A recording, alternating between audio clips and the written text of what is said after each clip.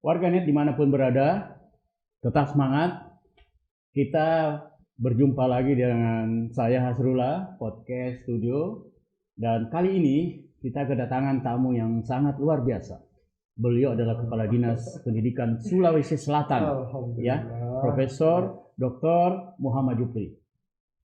Para warganet yang saya hormati, beliau ini adalah orang yang sangat menentukan ke arah mana tentang alur pendidikan Sulawesi Selatan 2, 3, 4 tahun ke depan. Dan saya melihat tidak saja menyangkut tentang pekerjaan yang dilakukan setiap hari, dia juga kita akan minta penjelasan tentang humanity. Beliau ini adalah orang tangguh. Sejak dia mau masuk perguruan tinggi, sempat tidak lulus di Universitas Negeri Makassar yang dulunya IKIP. Ya. Selama setahun dia berjuang tidak hanya untuk kursus maupun kursus bahasa Inggris, tetapi juga mencari pekerjaan yang memang kira-kira kalau orang katakan tidak pantas dilakukan. Tapi untuk menyambung hidup selama setahun, apalagi beliau ini adalah dari Pulau Jampia Selayar, naik perahu adalah 12 jam ya, baru sampai ke Selayar. Dan ini kan sangat luar biasa gitu. Baik, netizen yang saya hormati, kita masuk ke prolog dulu sebelum kita mulai wawancara kita.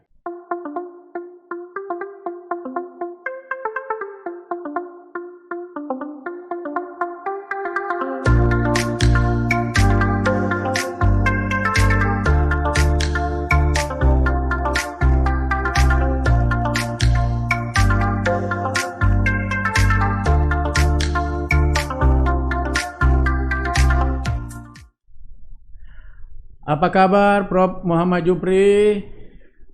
Alhamdulillah. Senang sekali Pak. Senang sekali. Kita punya baju nih sama ya, baju kotak-kotak merah. Ya, kita ingin memberikan nuansa kepada para netizen kita. Ya. Kita menyapa bahwa di balik dari warna ini adalah kekuatan semangat. Ada spirit yang kita ingin bagi kepada teman-teman kita, para netizen dimanapun. Dan ya, pertemuan kita hari ini menurut saya itu sangat menggembirakan karena di hari Jumat, menjelang maghrib dan kita hari ini menurut saya banyak hal yang membuat saya juga senang. Jujur Pak, saya tentu atas nama Kepala Dinas Pendidikan juga ingin menyampaikan selamat dan sukses kepada Pak Hasrullah yang alhamdulillah ini membuat media seperti ini untuk podcast studio. Dan lebih khusus lagi hebatnya itu karena fokus pada aspek humanity dan juga ada political talk di mengedukasi masyarakat kita. Ya, tentu itu satu kebahagiaan buat saya bisa diundang hadir dan bisa berbagi untuk para netizen dimanapun berada. Terima kasih Pak, undangan yang kehormatan luar biasa ini bagi saya. Ini luar biasa responnya nih, sudah lebih dari host ini cara mengantar juga. Dan saya kira inilah kalau orang panggung ketemu orang panggung ya, ya dengan santai saja ya. Bisa diceritakan bagaimana humanity berjuang memasuki perguruan tinggi selama 1 tahun itu. Dan saya kira ini bisa menjadi inspirasi buat adik-adik mahasiswa maupun orang yang mau melanjutkan perguruan tinggi. Dan jangan lihat sekarang beliau kepala dinas atau dekan psikolog UN Universitas Negeri Makassar, tapi sebelumnya kita lihat bagaimana sih sebenarnya daya juang, daya tarung, daya jelajah sehingga dia bisa survive dan menjadi orang terhormat di provinsi ini gitu. Baik, aduh ini membuat saya agak haru sih sebenarnya karena saya harus setback gitu Pak melihat beberapa puluh tahun yang lalu sebenarnya kejadiannya itu sudah puluhan tahun yang lalu, tapi pertanyaan ini akan membuat saya hidup kembali di awal-awal peristiwa kejadian menghadapi diri saya itu seperti itu. Jadi awalnya gini Pak, saya ini kan dilahirkan dibesarkan dari keluarga seorang guru. Ayah saya ya alhamdulillah itu guru saya yang maha hebat sampai hari ini, seorang guru SD. Dan di pikiran ayah saya itu hanya sederhana Pak. Harus ada salah seorang dari anak saya yang siap untuk meneruskan tugas saya menjadi guru. Maka ketika itu yang terbaik dan yang paling dianggap hebat sekolah untuk orang-orang di kampung saya yang di Pulau Jampea, Kabupaten Selayar itu. Kalau orang bisa masuk SMA, apalagi bisa sekolah guru, itu sesuatu yang sangat luar biasa. Maka di pikiran ayah saya itu, sudah kamu itu harus masuk sekolah guru. Ya, saya sebagai anak yang patuh, menurut saja begitu, Pak. Ya. Saya tidak ada pilihan lain. Saya harus ikut dan mungkin juga memang ya Allah menggariskan saya untuk ikut takdirnya ayah saya. Sekolahlah saya di SPG. Singkat cerita, sampai saya tamat di tahun 86 itu, di akhir menjelang saya tamat, itu saya bertemu dengan seorang guru saya yang hebat. Ya. Yang namanya itu di dalam buku yang juga saya pernah tulis itu, namanya Pak Mukhtar Tanete. Ini sosok yang menurut saya sangat luar biasa. Dia mentor buat saya. Saya tiba-tiba dikagetkan dengan statementnya. Dia mengatakan, Jufri, kamu itu kalau saya amati, saya lihat-lihat, harusnya kamu tidak bisa cukup menjadi guru SD saja. Kamu jadi inspirasi ya, jadi motivasi ya. Saya, betul, jadi Pak. motivasi gitu. Betul, Pak. Kalau bisa, kamu jangan cuma di SPG, tamat itu jadi guru SD. Saya lihat potensimu itu, kamu bisa melebihi dari itu. Oh, iya. Ya, terus saya makin percaya diri lah, Pak. Dan Pak Mukhtar ini membantu saya, Pak, untuk betul-betul itu dibangkitkan semangat saya. Sampai saya sering dilatih menjadi orang yang bisa pidato, bisa ceramah. Saya sering kali dipinjamkan jasnya itu untuk membuat kepercayaan diri itu luar biasa pada saya. Ini awalnya. Ya, Mukhtar Tanete ini masih hidup sampai sekarang. Alhamdulillah. Bahagianya itu guru. Dia sangat tersenyum indah itu ketika nanti juga dia mendengar ini. Iya. Jadi gini ceritanya, saya datanglah ke Makassar, di mana saya sendiri tidak pernah lihat Makassar ini, Pak. Tidak pernah terbayang saya, orang pulau-pulau itu mau menginjak kaki di Makassar itu bukan 12 jam. Bukan perkara mudah. Bukan perkara mudah. Akhirnya alhamdulillah saya dibawa ke Makassar, saya diinapkan di rumah keluarga beliau, mertuanya. Dan disitulah saya mulai belajar. Nah, mendaftarlah saya tahun itu, Pak, tahun 86. Dan ya Allah belum merestui saya untuk bisa diterima. Belum lolos itu di tahun 86. Tapi jujur, Pak, karena keinginan saya mau kuliah besar, saya ingin memberikan sesuatu oleh-oleh kado yang hebat buat kampung saya waktu itu. Maka saya menyurat ke ayah saya, Pak, hari ini sudah ada pengumuman dan saya belum lolos masuk perguruan tinggi negeri. Tapi kalau Bapak berkeinginan, saya ingin perkenan Bapak, saya tidak diajak pulang, Pak. Saya tidak diajak pulang, Pak. Iya. Saya mau tetap tinggal di Makassar. Saat yang ayah saya tanyakan, nah bagaimana dengan biayamu gitu kan? Akhirnya saya yakinkan, sudah Pak, Allah itu maha sayang sama hambanya. Saya ingin tetap di Makassar. Saya ingin mencari sesuatu untuk masa depan saya. Dan Bapak tidak usah mengkhawatirkan persoalan biaya. Itulah awalnya, Pak. Sampai saya harus tanda kutip menceburkan diri saya untuk berbagai hal yang pantas saya lakukan yang bisa mendapatkan uang. Tapi saya juga bisa tetap melaksanakan tugas untuk belajar. Baik Pak Jufri. Jadi saya langsung ke persoalan yang kita mau tanyakan ini tentang LPMP.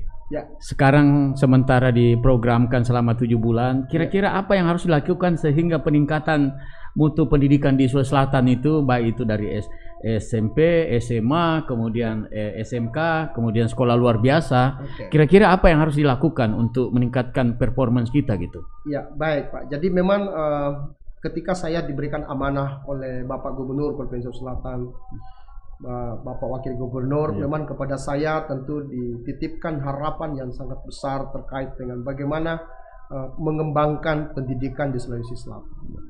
Ya, saya tentu mempelajari, mengkaji apa yang menjadi program-program unggulan pemerintah Provinsi Selatan dalam bidang pendidikan, Pak.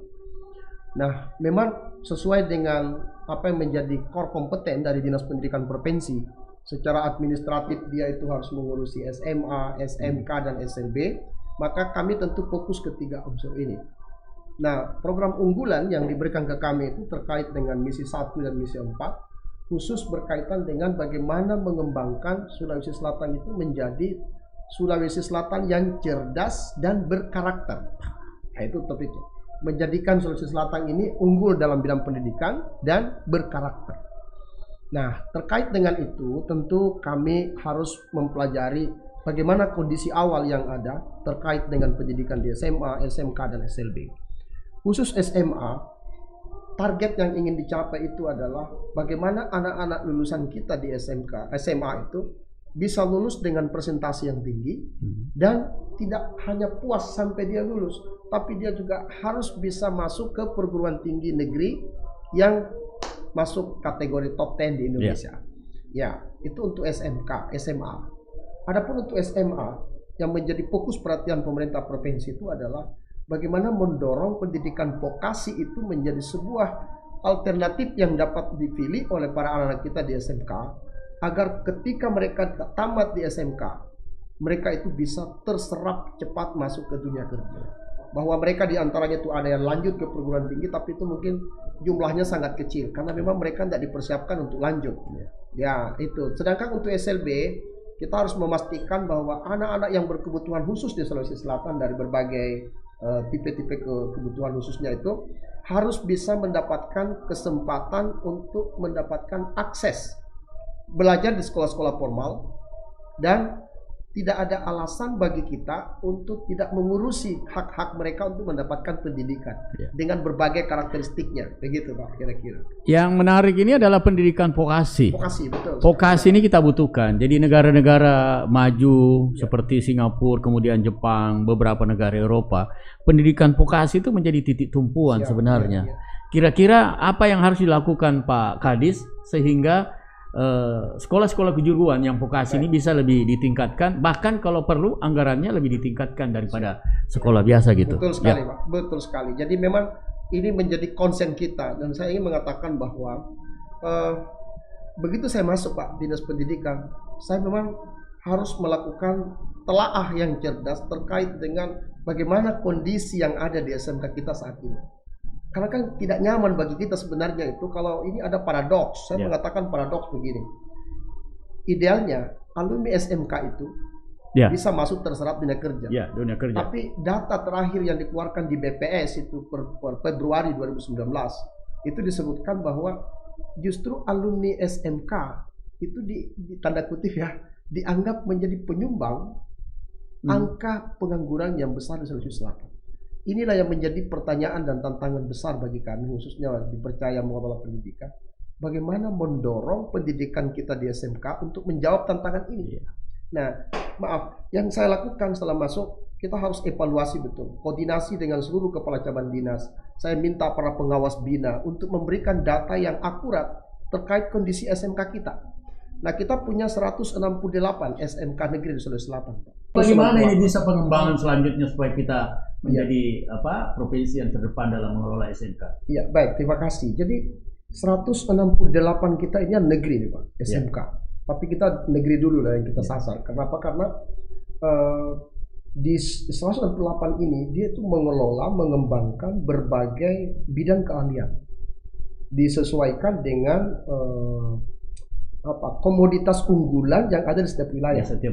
Katakanlah misalnya di Sidrap itu kita kembangkan di sana SMK yang bisa mendukung pengembangan komoditas yang unggul di wilayah itu, misalnya untuk peternakan, beras pertanian dan seterusnya. Kalau di Parepare contohnya itu ada jurusan menyangkut wisata, kemudian perhotelan dan seterusnya di beberapa tempat. Nah, 168 ini setelah saya berkeliling, berkunjung, melihat itu Pak, saya menganggap bahwa ternyata potensi yang dimiliki oleh SMK kita itu sangat luar biasa.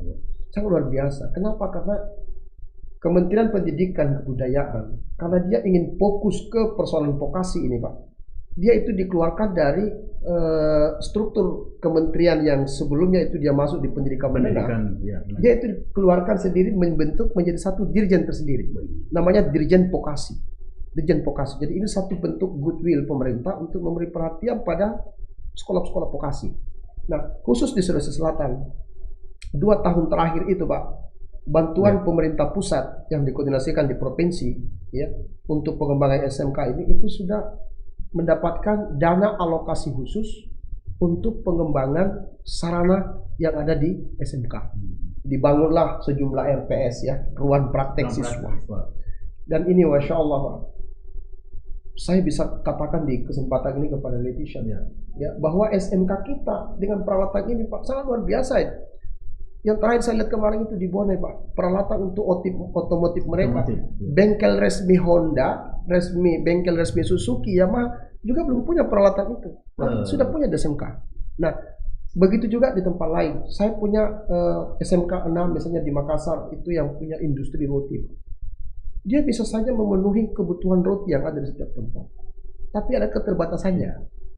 Di Goa ada SMK 3 itu anak-anaknya Pak bisa membatik, kemampuannya tidak kalah dengan kemampuan anak-anak membatik yang ada di Solo, di Pekalongan. Jawa ya. Nah, ini satu di antara sekian SMK yang saya mau sebutkan. Bahwa 2 tahun terakhir ini 2019, 2020 SMK kita itu diperkuat dengan adanya bantuan peralatan-peralatan untuk mendukung keahlian anak-anak kita. Nah, selain itu juga didorong pengembangan kerjasama dengan dunia usaha. Ya, sekarang itu didorong ini Pak untuk apa? Supaya ada keberpihakan dari dunia usaha, dunia industri itu untuk pengembangan vokasi. Ya, misalnya dia bersedia untuk datang ke sekolah membangun penyelarasan kurikulum. Sehingga kurikulum yang dikaji di SMK itu kurikulum yang memang menjadi kebutuhan di industri. Ya, itu jadi ada penyelarasan kurikulum. Mereka juga masuk ke sekolah-sekolah untuk bekerja sama membangun pusat-pusat keunggulan. Pusat keunggulan. Seperti apa itu Pak Center Kadis? of Excellence. Nah, misalnya di Makassar itu di SMK 10 Pak. SMK 10 itu ada namanya kelas Samsung. Kelas Samsung. Ini merek semua produk-produk merek Samsung itu Pak ada di situ. Kulkas Samsung, HP Samsung, mesin cuci Samsung, kulkas Samsung, kemudian ada AC Samsung. Dan diajar oleh Pak Samsudin. Dia diajar oleh Pak Samsudin. Jadi maksudnya ada orang dari Samsung itu datang mengajar di situ. Luar biasa. Makanya disebut itu kelasnya itu kelas Samsung. Harapannya setelah anak-anak itu belajar menggunakan fasilitas ini, dia akan memiliki kemampuan yang bisa mengatasi kesulitan-kesulitan yang dialami oleh orang pelanggan-pelanggan kita di luar untuk produk-produk Samsung, Pak. Ini contoh sederhana saja. Baik Pak Kadis. Masih banyak lagi yang lain, Pak. Baik Pak Kadis. Bagaimana dengan program SMA dan lainnya gitu? Ya, nah khusus untuk ya, tapi sebelum saya mau pindah dulu sedikit dulu Pak tentang SMK. Ini penting ini saya kabarkan ke netizen kita bahwa saya melihat bahwa potensi yang besar itu sebaiknya itu tidak cukup hanya dijadikan sebagai tempat praktek bagi siswa. Gitu. Karena kalau jadi tempat praktek Pak, itu paling dari jam 8 sampai jam 12. Pertanyaannya, alat-alat yang canggih ini, yang hebat ini, itu masa dibiarkan menganggur dari jam 1 sampai jam 5 sore? Betul. Menurut saya alat-alat ini bisa saja digunakan untuk mendatangkan pendapatan bagi sekolah. Nah, tapi untuk bisa jalan itu harus dipayungi dengan surat keputusan gubernur. Ya, ada ketetapan gubernur mendorong SMK ini untuk bisa menjadi badan layanan umum daerah, Pak. Nah, ini saya mau sampaikan ke netizen kita bahwa mulai tahun ini alhamdulillah kemarin Bapak PLT Gubernur Provinsi Sulawesi Selatan itu sudah menandatangani surat izin pengelolaan badan layanan umum daerah untuk 19 SMK kita di Sulawesi Selatan. Jadi berarti ini, ada timbal balik ya, ada income bisa masuk gitu ya. Jadi insya Allah contohnya misalnya tadi itu Pak, yang punya peralatan-peralatan otomotif untuk kendaraan ringan itu dia bisa mengerjakan itu dengan menggunakan fasilitas yang ada. Mungkin jam 1 sampai jam 5 dia buka servis untuk pelayanan umum. Yang roti tadi itu dia bisa memasukkan produk rotinya itu ke mall-mall, ke toko-toko, ke hotel-hotel, ke restoran dan seterusnya. Kenapa? Karena dia ada fleksibilitas dalam pengelolaan keuangan. Selama ini kan dia hanya mengelola keuangannya itu dengan bergantung pada dana BOS. Sementara ini juga sudah ada juknis untuk penggunaannya. Nah, kalau dia nanti masuk BLUT, dia akan ada fleksibilitas dalam pengelolaan keuangan. Jadi sifatnya dia tidak hanya menerima dan menghabiskan, tapi SMK kita akan terbuka mindset entrepreneurship-nya. Menerima, dana BOS dia terima, tapi dia juga bisa mencari melalui jadi kayak fundraise gitu ya untuk dia mencari dan sesudah itu dia mengalokasi kembali dana-dana ini dia bisa gunakan untuk pengembangan SMK lagi, Pak. Kira-kira itu. Jadi ini khusus untuk SMK. Nah, sekarang satu lagi sedang berproses. Saya juga butuhkan nanti harapan saya mudah-mudahan Pak PLT Gubernur juga bisa segera untuk menandatangani ini. Kita juga sudah mendorong lahirnya pergub yang akan menunjukkan keberpihakan pihak industri dan usaha untuk memberikan perhatian ke vokasi. Ya, salah satu di dalamnya itu kalau anak-anak kita praktek di sana, selepas praktek anak-anak kita itu diharapkan bisa direkrut juga oleh mereka untuk menjadi tenaga atau karyawannya mereka. Alhamdulillah, dan sekarang itu sudah banyak Alfamart, Indomart, itu sudah kerjasama dengan SMK kita, Pak. Alumni kita yang dari bidang pemasaran itu sudah direkrut untuk bekerja sebelum tamat, mereka sudah direkrut, Pak. Nah, ini salah satu kemajuan yang kita lihat. Nah, terkait SMA, SMA ya, yang terakhir. SMA ini memang agak berbeda sasarannya. Jadi dia itu tidak dimaksudkan untuk langsung kerja seperti SMK. Dia diharapkan bisa lanjut ke perguruan tinggi, Pak. Nah, karena itu target kami harus memastikan tanda kutip bahwa anak-anak kita saat ini dengan berbagai pendekatan yang kita lakukan, kita ingin supaya angka kelulusan mereka itu mendekati 100%, kalau bisa 100%. Dan bahkan bukan hanya itu. Setelah dia tamat di SMA, diharapkan mereka itu juga bisa lanjut ke perguruan tinggi. Sasarannya pertama negeri dulu, Pak. Negeri dulu. Makanya kemarin maaf saya sudah ada kerjasama mulai dari Unhas untuk kerjasama sosialisasi tentang ini supaya kita paham betul, juga dengan UNM, juga dengan Politeknik Negeri Makassar, Ujung Pandang. Kita juga semua ada beri ruang untuk mereka aplikasi. Nah, jadi khusus untuk SMA ini memang sasaran kita agar mereka itu bisa melanjutkan ke pendidikan tinggi, terserap dengan angka persentase yang lebih besar. Nah, tapi juga ada pertanyaan yang menarik di situ, Pak. Karena ternyata faktanya tidak semua alumni SMK SMA itu bisa lanjut ke perguruan tinggi dengan berbagai alasan. Mohon maaf, mungkin karena persoalan latar belakang ekonomi keluarga yang kurang mendukung, atau mungkin anaknya menjelang tamat di SMA baru sadar ya. Harusnya saya itu tidak masuk SMA, masuk SMK, Pak. Masuk SMK, tapi mungkin karena dulu ikut-ikutan temannya atau apa gitu, Pak. Nah, khusus untuk anak-anak yang seperti ini, kami mau SMK kita sekarang, SMA kita ini di kelas 2 mereka itu sudah bisa menentukan apakah nanti dia di kelas 3 akan lagi ke perguruan tinggi atau dia akan bekerja. Nah, karena itu kita akan menyiapkan satu ruang bagi mereka, untuk mereka yang tidak lanjut ke perguruan tinggi untuk mulai mempelajari dasar-dasar kewirausahaan. Supaya ketika dia tamat, dia tidak bersaing amat ketat dengan alumni SMK. Dia sudah punya modal juga untuk bisa setidaknya buka startup atau mungkin membuka usaha-usaha yang bisa menghidupi dirinya, antara lain atau mungkin yang keluarganya. Kira-kira gitu, Pak. Netizen yang saya hormati, warganet dimanapun Anda tonton, penjelasan Pak Kadis ini saya kira sangat memberi pencerahan kepada kita. Ada 2 yang dia jelaskan dengan detail, yaitu tentang pendidikan vokasi, kemudian yang kedua SMA. SMA itu harus ditentukan pada kelas 2. Sebenarnya kalau kita lihat pikiran-pikiran beliau, ini baru 7 bulan ya. Saya berharap ini tetap program ini jangan diganggu. Dan siapapun jadi penentu kebijakan di atas Pak Prof. Jupri, karena saya melihat ada hal-hal yang sifatnya kontinuitas itu jalan dan dikelola orang-orang yang memang pantas menjadi seorang pendidik, apalagi dia mengetahui tentang psikologi pendidikan gitu. Nah, saya kira saya supaya ada closing statement barangkali. Itu saya mau sampaikan juga. Jadi itu tadi terkait dengan penguatan aspek keilmuannya. Nah, tapi jangan lupa kita juga ingin mendorong program kita di SMA, SMK termasuk di SLB untuk penguatan nilai karakter. Nah, khusus untuk ini yang kita lakukan itu adalah ini ada program dari pemerintah kita Provinsi Sulawesi Selatan tentang literasi kitab suci. Literasi kitab suci. Jadi anak-anak kita itu membaca kitab suci sesuai agama kepercayaannya 15 menit sebelum pembelajaran berlangsung. 15 menit. Jadi itu dipandu oleh guru-guru yang akan mengajar di jam tersebut atau dengan guru-guru agama, itu mereka mengaji dulu, Pak. Bagi yang Muslim membaca kitab Injil, bagi yang Nasrani, Kristen. Pokoknya namanya kita literasi kitab suci. Ini salah satu bentuk penguatan yang kita kembangkan untuk mendorong penguatan karakter.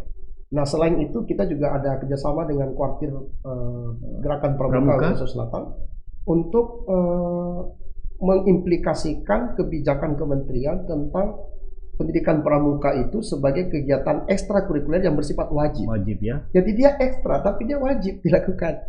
Nah, itu saya kira orang-orang pramuka ini karakternya tentu selalu memberi arahan dengan dasar dharma pramukanya itu menurut saya sudah sangat luar biasa. Nah, selain dari itu, selain dengan pramuka, kita juga mengefektifkan, mengembangkan tugas-tugas teman-teman kita guru-guru agama, kemudian guru-guru bimbingan dan konseling, juga harapannya untuk membangun penguatan karakter itu bagi anak-anak. Nah, bahkan di masa pembelajaran PDR ini, di PJJ, pembelajaran jarak jauh, kita juga mengoptimalkan peran teman-teman guru BK, guru agama, untuk bekerja sama mendampingi guru-guru mata pelajaran atau guru dan studi untuk mengelola kegiatan pembelajaran yang menyenangkan. Iya. Supaya anak-anak kita ini ya, mohon maaf, sudah 1 tahun lebih mereka belajar dari rumah. Ya, dari daring ya. Apa itu sumber-sumber stresnya itu sudah semakin banyak. Sehingga ini juga menjadi perhatian kami bagaimana pembelajaran itu kita ciptakan model yang enjoyable ya. Ya, belajar yang menyenangkan. Nah, inilah peran-peran teman-teman guru BK di situ kita masuk. Yang terakhir, kita juga memberikan perhatian khusus untuk terpenuhinya hak-hak pendidikan bagi anak-anak kita yang mengalami kebutuhan khusus. Ya, jadi di dinas seperti apa itu? Seperti apa dinas itu? Pendidikan itu ada satu bidang yang melayani khusus itu, Pak. Namanya bidang pelayanan khusus untuk anak kita. Jadi kan kita punya SLB di SLB itu, ya. SLB kita ada 84, Pak. Cukup banyak, Pak ya. 84 itu negeri dan swasta kita punya. Nah, ini juga kita beri perhatian khusus dengan tetap memantapkan kompetensi para pengajarnya. Karena ini kan di satu SLB itu menangani banyak, ada yang ada tunarungu, ada tunanetra dan seterusnya. Nah, semua ini dipastikan insya Allah dengan peralatan yang kita punya, mereka bisa tetap berkembang, optimal kemampuan yang mereka miliki sesuai dengan kondisinya masing-masing. Salah satu kalau Bapak Ibu lihat, ada salah seorang siswa SMK SLB yang di Pinrang, Pak. SLB 1 Pinrang. Itu dia sekarang sudah menjadi YouTuber, Pak. Coba kita bisa buka lihat para netizen itu bisa lihat ya.